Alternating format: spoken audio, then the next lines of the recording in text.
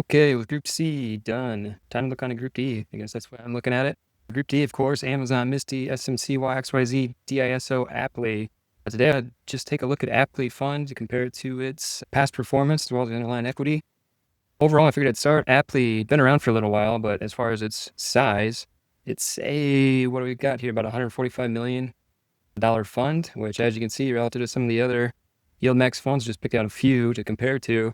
It's bigger than the PayPal one, but definitely smaller than Misty, the largest of the single stock underlying equity yield max ETFs, under NVDY and under Tesla, as I mentioned. Also about half the size of AMZY. So not a widely held fund. That said, figured I'd take a look at it quick, see how it's doing, and somewhat assess its ability, or assess some of the interesting features that perhaps an investor would look like. First of all, the distribution per share, we're averaging right at about between 35 and 40 cents. Probably it looks like the average here is just about 38 cents. The most recent distribution was a little bit better, but you're looking at about a 38, 39 cent monthly distribution for an investor into APLY. From a comparison perspective, investing in APLY over time has been a positive investment. That said, it's been moderately positive at best, turning $2,000 investment into right around $2,300, no matter whether one's reinvesting dividends or not reinvesting dividends. Clearly why that's the case, because as the dividends have grown, one who has reinvested them has increased their number of shares. However, the value of the share has declined, therefore making the two scenarios basically the same. You can see here, for someone who would have bought 100 shares at the inception date back in mid-2023, you'd be up to about 180 shares now, reinvesting all your dividends. That said, the share price is down to the 13 level from previously 20, so your value is pretty equivalent to not reinvest your dividends. That said, from looking at the strategy and comparing it to the underlying equity, that would have been the best option. Rather than 2,300, you'd be about 2,500. That said, not a huge outperformance for the underlying equity. Looking at the total return, this is a pretty good illustration. You can see the distributions have been very steady. Increase your cumulative dividend up to $10.26 from the inception date. That said, your ETF price has gone from 20 all the way down to 13. That's as of the last distribution date of 7/31/2025. Taking a look at this a little bit deeper as far as how the fund is structured and also grabbing some up-to-date data, you can see Apple underlying equity 225, APLY only at 1323. That said, Apple, as well as the underlying equity, did get a little boost from the recent earnings report, which showed Apple showing a little bit of growth, therefore giving a little bit more support from investors to buy the stock, which was financially very good, although the future growth of the company is somewhat flat, therefore leading to some grievances regarding the share price and where it's headed into the future.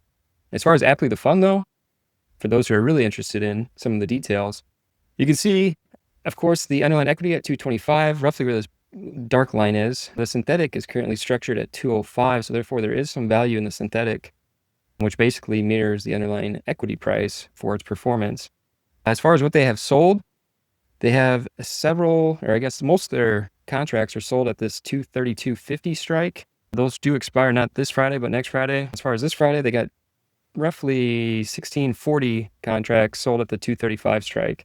That said, they do employ the credit spread method, so they got contracts bought at 240 and 242.50, expire at 829, and then these ones will clearly probably expire worthless at the 242.50, which expire this Friday.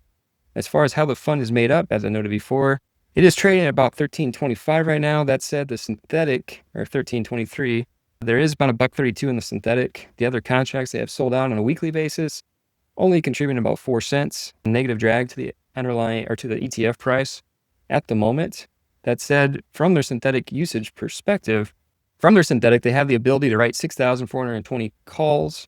And they're written calls against that entire amount, other than, I should not say the entire amount, I should say almost the entire amount, with 1,060 contracts available to be written against. Or I guess another way you could look at that is about 1/6 of their synthetic has no cap. So if Apple, the underlying equity, runs, there would be no cap on the upside to 1/6 of the position. So the ETF value could gain a bit more than it would otherwise if it had calls written, capping the upside slightly. Of the calls they do have written, they do got 5,360 contracts that are bought. So they're basically employing the credit spread method. This currently acts as 83% insurance, but it's actually more than that because they don't have these calls written yet. So this 83% basically just taking this divided by this. And that said, when you got calls that aren't written yet, this is probably not a very good illustration for how their strategy is structured from a credit spread perspective. Just looking at the fund, how it's trended, I guess I have from 5/25 or mid-May of 2025 up till August of 2025. As far as a market cap perspective, we were looking in the 120 range, 120 million. And as I noted before, we are up to about 145 million, so some growth in the fund. And then I guess the shares outstanding have mirrored that. That said, I guess as of 8/19, it looks like there was a dilution of some of the shares, which the market cap fell. Seems to be according to someone liquidating their position. At least that's what I think. Let me know if it's some other reason. I believe that would be the reason why. And then as far as just looking at this fund from its component perspective right now, I guess since late July to today, the ETF price, I guess, started $13 and change and is currently $13 and change. So not a lot of movement in your ETF price. That said, let's see, Apple is Group D. I don't believe there's been a distribution since then. Let's see, this is 730. If we go to APLY, their last distribution was maybe 731 of 41 cents. Let's just see if you can see that impact in the cash positioning. So perhaps there was a distribution. Yeah, it looks like right at the start of my analysis here, you can see that the cash went down, the ETF value went down. So there was a distribution, or we'll be coming up to another distribution here shortly. But since its distribution, it had $12.08 per share in cash. Currently has $11.97 in cash, so the cash position is down slightly. I'm guessing they used that money to either buy back calls they sold, perhaps when earnings was announced, to restructure those. But overall, the synthetic has moved higher, which since they paid their last distribution, let's see, $12.60 up to $13.25. So there has been some gain in ETF value. For the most part, that was driven by your synthetic gaining money. So I guess from an Apple perspective, I guess that's how the fund is structured. One thing I'm looking to add is I do got some general fundamentals on Apple, the stock. 3.34 trillion market cap. They are a very solid company from a financial perspective. Lots of cash on the balance sheet.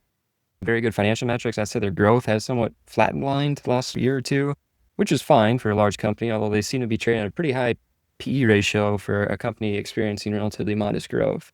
That said, very profitable, really hard company to lose sleep at night unless you're worried about the general valuation from a ratio perspective. With that said, I figured I'd jump in quick and take a look at their last few quarters and how they've done. So yeah, take a look at the underlying equity of Apple. Although you're not invested in Apple through the APLY, it is important to keep tabs on the underlying equity, as the underlying equity drives the synthetic value, which of course drives a large portion of the ETF value from a component perspective.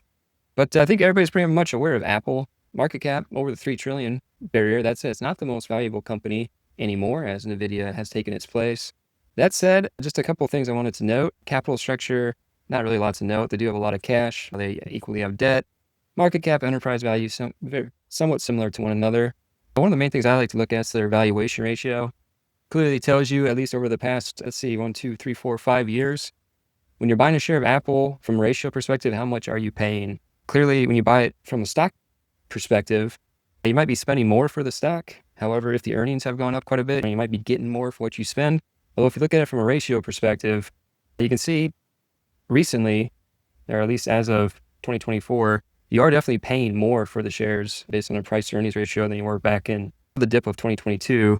That said, on a quarterly perspective, Q1, Q2, Q3, it's slightly better value than you were. But yeah, overall, I like to look at the ratios really to find how costly or how much you're spending versus what you're getting for the stock of APLY. Slightly more expensive than it has been in previous years.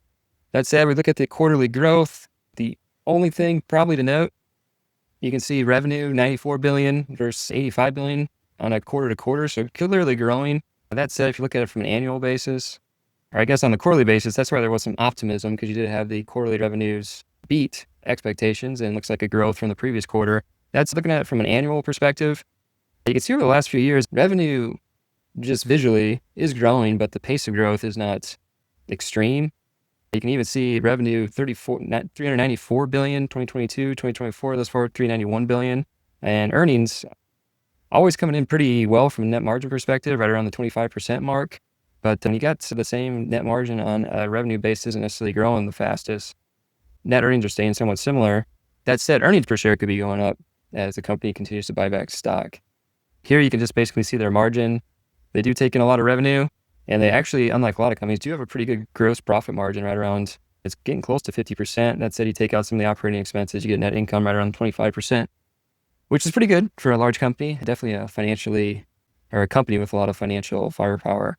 But yeah, and then I guess I just wanted to take a look at that. Apple does definitely pay a dividend, not a lot in terms of as a percentage of the share price, growing slightly, but dividend is not a reason you're buying the Apple stock. A couple other, I use the trading view. They do got a lot of kind of good metrics from a visual perspective to take a look at Apple. But yeah, overall, I guess that's Apple. It would have been a better investment than APLY thus far, but we'll see going forward how the fund